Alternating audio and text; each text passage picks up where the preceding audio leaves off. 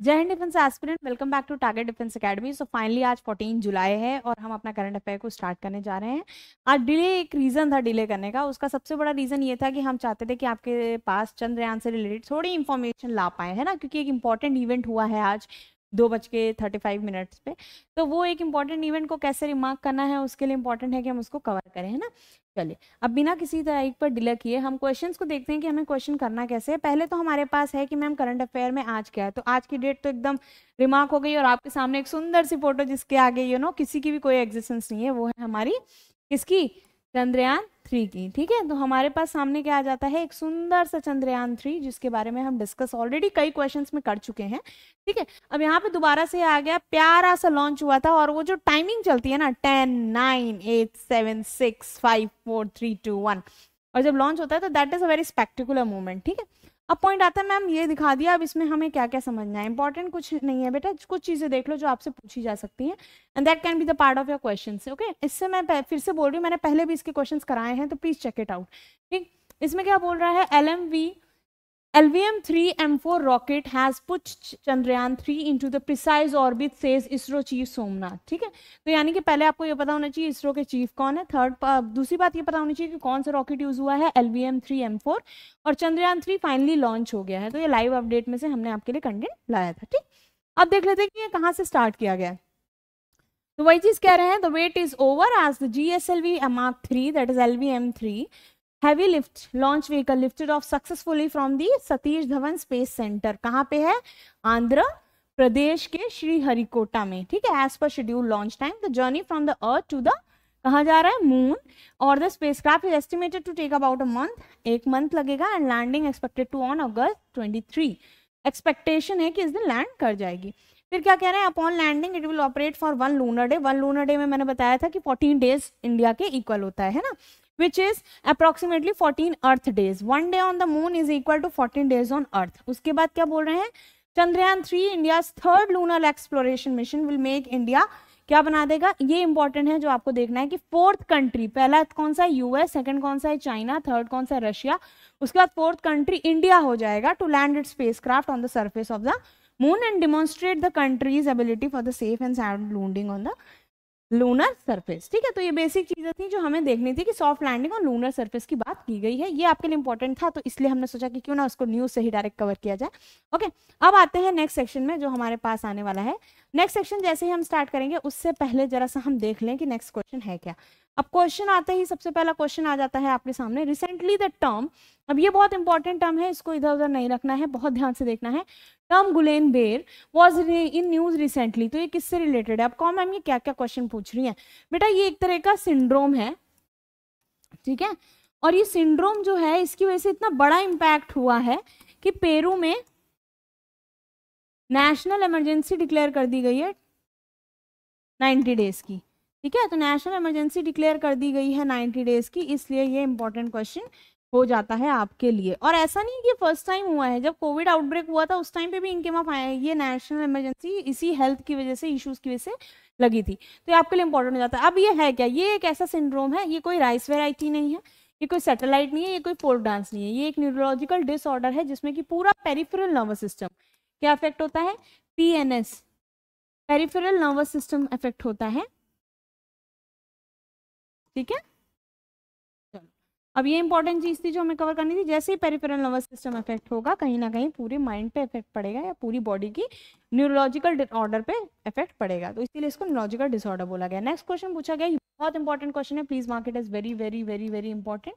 इन्होंने पूछा was recently seen in the news, it is associated with which of the following state. तो उड़ीसा से related है, हिमाचल प्रदेश, उत्तर प्रदेश या त्रिपुरा। तो पहली बात तो लैंग्वेज जब ऐड होती है तो किसमें आता है, 8th शेड्यूल में आएगा।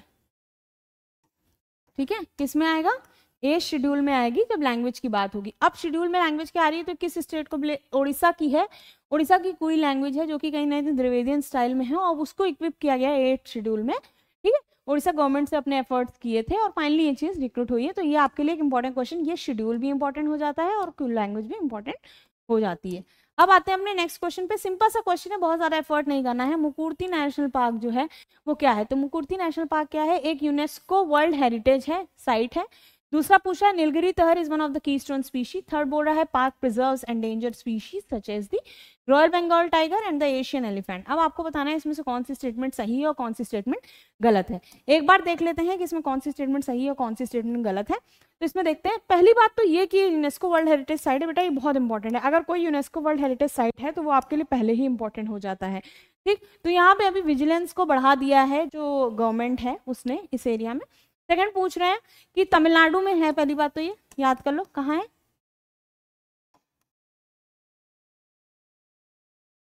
ठीक, दूसरी बात क्या है, Nilgiri tahr is one of the keystone species. बिल्कुल सही बात कही जा रही है। क्यों? क्योंकि ये पूरा एरिया जो है ना वो कहाँ लाई कर रहा है, वेस्टर्न घाट में।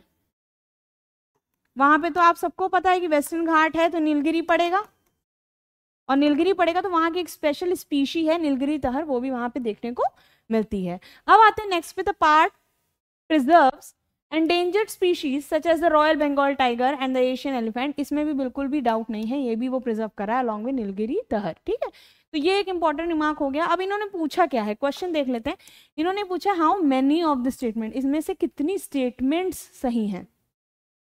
जैसे ही मैनी की बात होगी आप तुरंत देख लेंगे मुकुर्ती नेशनल पार्क, ये वाली स्टेटमेंट तो सही थी, ये भी सही थी, ये भी सही थी, तो टोटल कितनी स्टेटमेंट सही है? 3। तो यहाँ पे क्या आएगा? ओनली 1? बिल्कुल नहीं। ओनली 2? बिल्कुल नहीं। नन? बिल्कुल नहीं। Answer will be only all 3। ठीक, चलिए अब आते हैं नेक्स्ट क्वेश्चन पे। सिंपल सा क्वेश्चन है, ज्यादा सोचना नहीं है, एक बार आप इसको देख भी लो, मैंने बता दिया, हालांकि एक बार टच करके देख सकते हो। तमिलनाडु फॉरेस्ट डिपार्टमेंट ने स्टेप अप किया है विजिल अराउंड, यानी विजिलेंस बढ़ा दी है मुकुर्ती नेशनल पार्क के पास जो कि नीलगिरीज में है, ताकि किसी तरह की पोचिंग यानी कि उसका शिकार ना हो सके। ठीक, उसके बाद क्या कह रहा है, मुकुर्ती नेशनल पार्क एक यूनेस्को वर्ल्ड हेरिटेज साइट है और एक पार्ट है वेस्टर्न घाट का, इसीलिए स्टेटमेंट 1 करेक्ट है, जो कि मैंने आपको बता ही दिया, अभी एक्सप्लेन ही कर दिया। नेक्स्ट है पार्ट जो है क्रिएट हुआ था इंटेंशन से ताकि नीलगिरी तहर को बचाया जा सके, और इसीलिए इसको नीलगिरी तहर पार्क भी बोला जाता है। तो ये आपके लिए एक इंपॉर्टेंट नोट आ गया कि इसको पहले नीलगिरी तहर पार्क भी बोला जाता था। थर्ड कह रहे हैं park preserves endangered species, endangered species को प्रिजर्व करता है जैसे royal Bengal tiger, Asian elephant, apart from Nilgiri tahr. तो ये स्टेटमेंट भी सही है आपके लिए। देखिए कितने ज्यादा इंपॉर्टेंट पॉइंट्स, तो यानी स्टेटमेंट 3 इज ऑल्सो करेक्ट। अब आते हैं अपने नेक्स्ट क्वेश्चन की तरफ। छोटा सा क्वेश्चन है, बहुत बड़ा मेहनत नहीं करनी है। सिंपल पूछ रहा है कर पूजा जो है वो किस पर्टिकुलर स्टेट से रिलेटेड है। अब कहो मैम ये इंपॉर्टेंट क्यों है? जो हमारे प्राइम मिनिस्टर हैं उन्होंने ग्रीटिंग दी है तो पीपल जो ये पूजा को क्या कर रहे हैं, सेलिब्रेट कर रहे हैं। तो क्वेश्चन आता है कि ऐसा क्या है कि इसको सेलिब्रेट करने के लिए ग्रीटिंग्स दी जा रही है। तो सबसे पहली बात है ये इंपॉर्टेंट है कि ये जो आंसर है वो त्रिपुरा है। त्रिपुरा में काफी दिनों बाद ये फेस्टिवल मनाया जाता है और इसके लिए ग्रीटिंग्स दी हैं हमारे प्राइम मिनिस्टर ने। तो ये एक इंपॉर्टेंट पार्ट इसलिए भी है क्योंकि एक नॉर्थ ईस्ट का पार्ट है, तो नॉर्थ ईस्ट के क्वेश्चंस वैसे भी इंपॉर्टेंट आपके हो जाते हैं। ठीक है, इससे ज्यादा नहीं पूछा जाएगा। उसके बाद आपके लिए बहुत इंपॉर्टेंट क्वेश्चन है। अब मुझे आप बताओ ये किस सेक्शन का है? ये सबको पता होगा ये किस सेक्शन का है, ये पॉलिटी सेक्शन का क्वेश्चन है, पॉलिटी सेक्शन का। ठीक, पॉलिटी सेक्शन में क्या कह रहा है, डिलिमिटेशन कमीशन पूछा गया है। एक बात और याद कर लो, डिलिमिटेशन कमीशन 2019 में बहुत ज्यादा एक्टिव था क्योंकि जम्मू एंड कश्मीर में भी डिलिमिटेशन की बात हुई थी।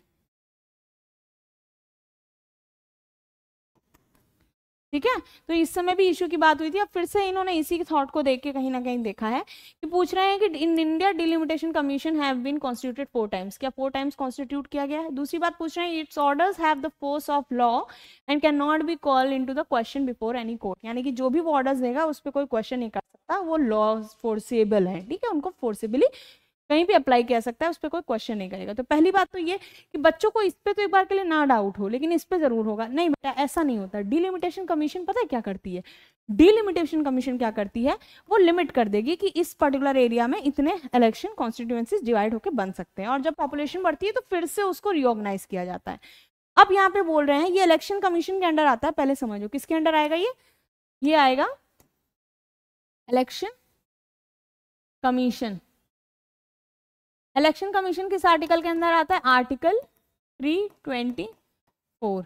ठीक, अब इसको क्लीन करते हैं। ये हमने पढ़ लिया। देखो ये इंपॉर्टेंट है, ये भी इंपॉर्टेंट है, और ये सही है कि हाँ इसके ऑर्डर्स जो हैं फोर्सेबल होते हैं, इसीलिए इसको बहुत जल्दी नहीं किया जाता है। तो 4 टाइम्स इसको कॉन्स्टिट्यूट किया गया। कब कब किया गया? इसके इतना याद रखना कि इसके जो पासवर्ड्स हैं वो इस तरह से चलते हैं, 52, 62, 72 और इसी तरह से 2002। ठीक है, इस तरह से आपको आसानी से याद रह सकता है, इसमें कोई ज़्यादा बहुत ज़्यादा सोचने वाली बात नहीं है। अब पॉइंट आता है, हमें जरा दिखा दीजिए, अब देखिए आप अपने आप।